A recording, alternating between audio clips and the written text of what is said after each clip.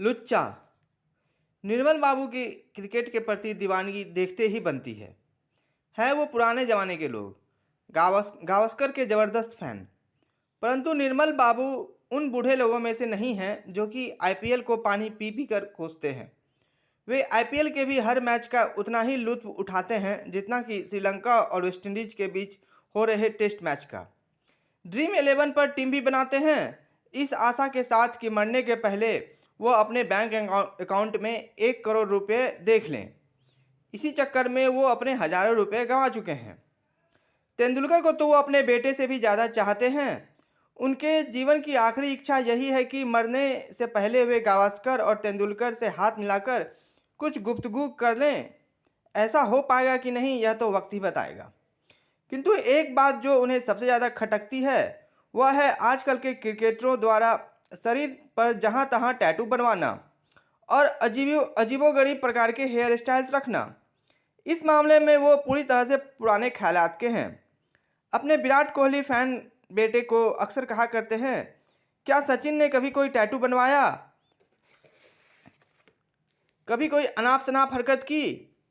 ऐसे ही वह God of cricket नहीं कहलाता। बस एक ही आदमी है जिससे वो स्टीव बकनर से भी ज़्यादा नफरत करते हैं, वह है हार्दिक पांड्या।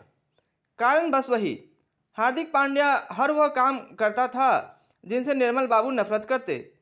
वह इस बात को समझ नहीं पाते कि हार्दिक पांड्या इस जेंटलमैन्स गेम में आखिर कर क्या रहा है।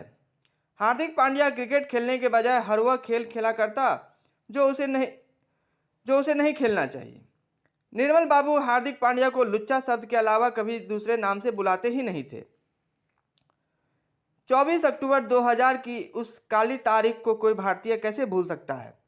यही तो वह तारीख थी जिस दिन पहली बार भारत पाकिस्तान से किसी भी वर्ल्ड कप मैच में हारा हो। यह तारीख निर्मल बाबू के हृदय में सूल की भांति अटका हुआ था। उस मैच में भारत की हार के बाद निर्मल बाबू 1 महीने तक किसी से भी बात करने की स्थिति में नहीं थे। निर्मल बाबू की पत्नी और बेटे को मनोचिकित्सक की मदद लेनी पड़ी पुनः निर्मल बाबू की ज़िंदगी को वापस पटरी पर लाने के लिए। दिन बीते, 28 अगस्त 2022 की तारीख नज़दीक आने लगी। निर्मल बाबू की पत्नी उन्हें क्रिकेट से दूर रखना चाहती थी।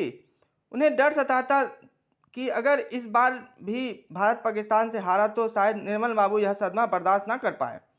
लेकिन यह कार्य थोड़ा असंभव सा था। मजनू को लैला से दूर किया जा सकता है, परंतु निर्मल बाबू को क्रिकेट से नहीं। नियत दिन और नियत समय पर निर्मल बाबू टीवी से चिपक गए। पहली पारी में पाकिस्तान ने भारत के आगे 147 रनों का लक्ष्य प्रस्तुत कर दिया।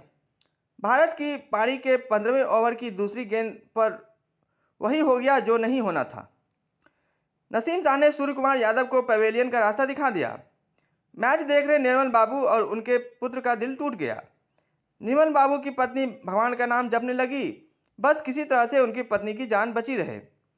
हार्दिक पांड्या को बैटिंग करते आता देख निर्मल बाबू ने कहा, अब तो भारत किसी भी कीमत पर यह मैच नहीं जीत सकता।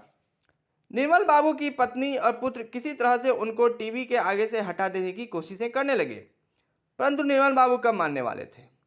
मैच चलता रहा और निर्मल बाबू की पत्नी के दिल की धड़कनें तेज होती रहीं। अंतिम ओवर में भारत को जीत के लिए 7 रन की आवश्यकता थी। पहली ही गेंद पर जडेजा आउट हो गया।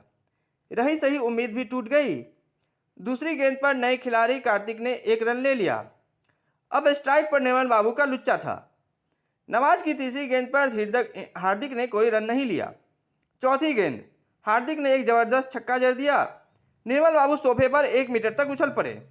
उनके लुच्चे ने उनके हृदय से वह खंजर निकाल दिया था जो कि उन्हें पिछले लगभग 1 साल से ना जीने दे रहा था और ना ही मरने।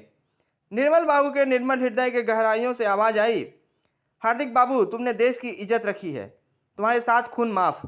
खूब टैटू बनवाओ, खूब रखो नए नए प्रकार के सुंदर हेयर स्टाइल्स।